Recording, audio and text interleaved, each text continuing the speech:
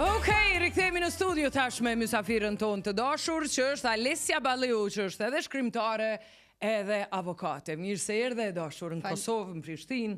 Faleminderit për ftesën, është kënaqësi e madhe të jem në Prishtinë. Edhe për mua kënaqësi të pas këtu. Tregon pak kush është Alessia Balleu?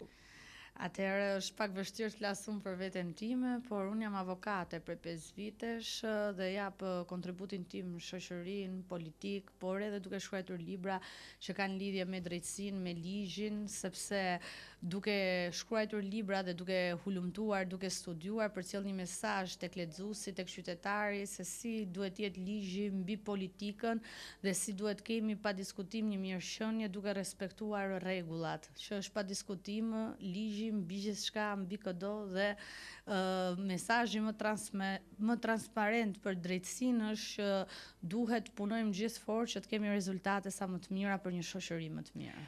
Alessia është më rehat duke shkruar apo në pozicionin e saj si avokate?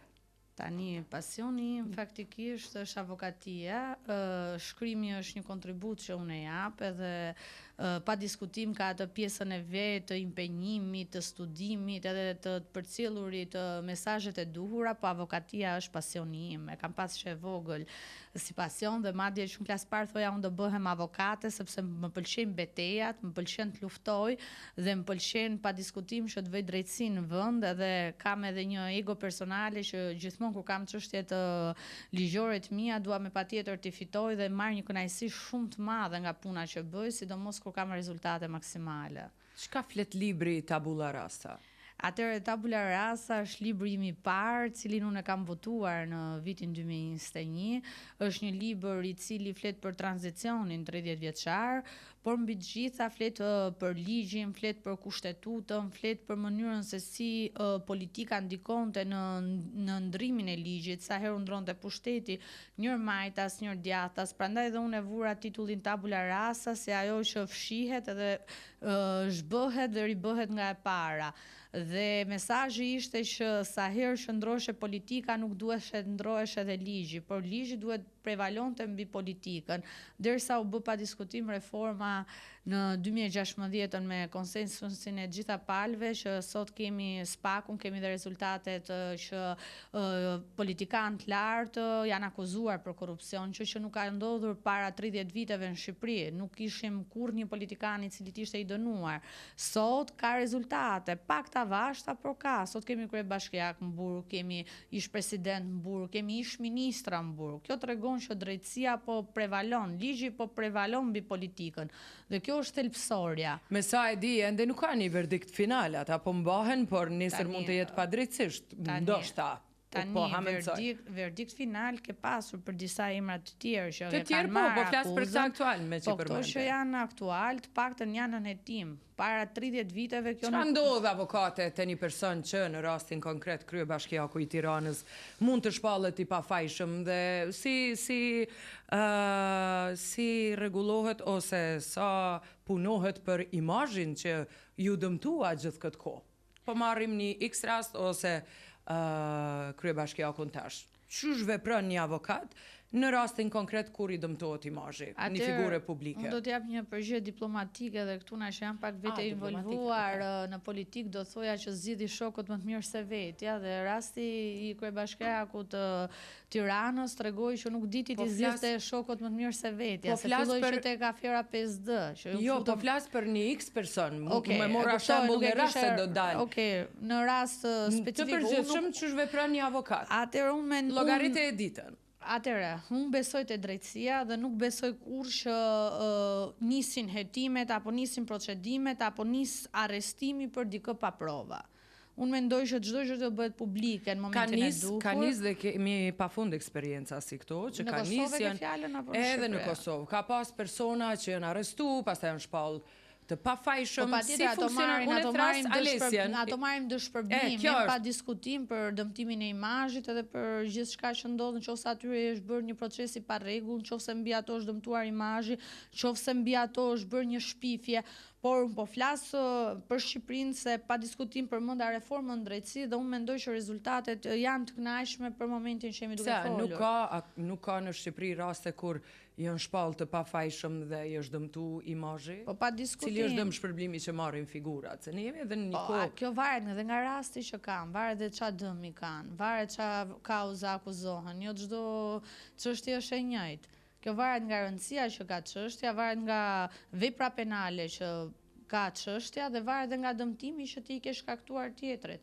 Se pa diskutim çdo qytetar për sa kohë nuk provohet që është fajtor, atij i duhet të siguruar një proces i rregull, një proces me standarde. Sa i rregull është procesi djemve tanë që janë në gjykatën e Hagës, sipas teje, pra si avokat? Atëherë, më më përmende rastin e UÇK-s, për mua është krim njerëzor që ato po mbahen. Ndaj po them, në rastin konkret, pas kaq shumë vitesh. Gabimi ishte këtu i politikës, i cila besoi tek gjykimi dhe ishin vetë ata që e votuan që të shkonte atje, sepse ata kanë luftuar për një kauzë dhe kjo është e padrejtë. Pasi gjenocidin që ka bërë Serbia në Kosovë është e pafalshme. A do të shkruash në të ardhmen për Kosovën? Po pa diskutim. Kur?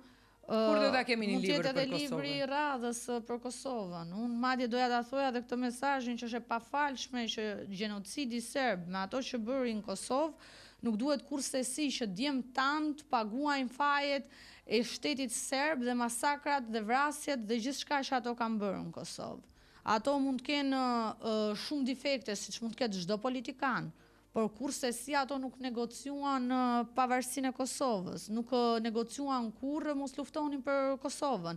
Ata nuk ishin tradhtar, ata ishin heronjtë e kombit dhe është turp për gjithë ato që kanë njollosur UÇK-n, kanë njollosur historinë, kanë njollosur Kosovën. Ndaj po pyesja për figurat që dëmtohet imazhe. Se unë jam pak patriote, shumë që janë vetë në vesë Kosovë. Alesia, tregom për cilin libër ke ardhur në Kosovë, e ke promovu dhe ku i gjejmë ata që po na ndjekin tash, ku e gjejnë librin e Alesias? Unë këtu ta kam sjell librin e fundit timin që e kam botuar në Shtetet e Bashkuara të Amerikës dhe pa diskutim këtu erdha për të dy librat e mi. Qëllimi ishte promovimi i librit fundit që unë kam botuar, që ka të bëjë po me ligjin, ka të bëjë me organizatat kriminale, me trafikun e drogës dhe pastrimin e parave të pista Shqipëri, Kolumbi, Dubai, gjë që unë e kam Shqipëri, Kolumbi, ajde. Unë e kam botuar në New York librin, libri është në gjuhën angleze dhe për çdo që është interesuar pa diskutim që librin e gjen online, sepse është edhe një access free që e mundson në shtëpia botuese në Amerikë, po pa diskutim dhe për çdo që është interesuar, atë mund të më kontaktoj mua dhe pa diskutim që unë do ja u dërgoja me post. Tu ta kam sjell dhuratë. Aman, faleminderit shumë. Po përndryshe kështu në librari, po mendoj bookstore në Prishtinë, nuk e gjej? Gjen tabula rasën e gjen librin e parë, kurse këtë do ta kemi së shpejti në libraritë Kosovës. Se për momentin sapo ka dalë dhe është vetëm online dhe janë disa kopje që mua më kanë ardhur nga Amerika dhe aktualisht nuk janë disponibël as për librari në Shqipëri, libri i dytë flas. Kurse i pari është nga Dosh dhe në Shqipëri është edhe Si e gjejmë Alesia në rrjetet sociale pra? Atëherë Alesia Balliu në Facebook, Alesia Balliu në Instagram, në LinkedIn, në Twitter. Jam aktive dhe pa diskutim aty mund të më kontaktoj kushdo që është interesuar për shkrimin, për ligjin, për politikën. Këto janë pasioni im edhe për këto punoj. Ne këtë verë do të shihemi në zonat e bukura të jugut të Shqipërisë, apo? Unë madje do juftoj të eksploroni disa vende që ndoshta nuk i keni shkelur në Bregdetin shqiptar në këtë vend. A thu ka ndonjë vend që nuk e kemi shkelur ende? Po besoj se po. Okej, me gjithë qef. Unë do kem kënaqësinë më të madhe të ju mirëpres.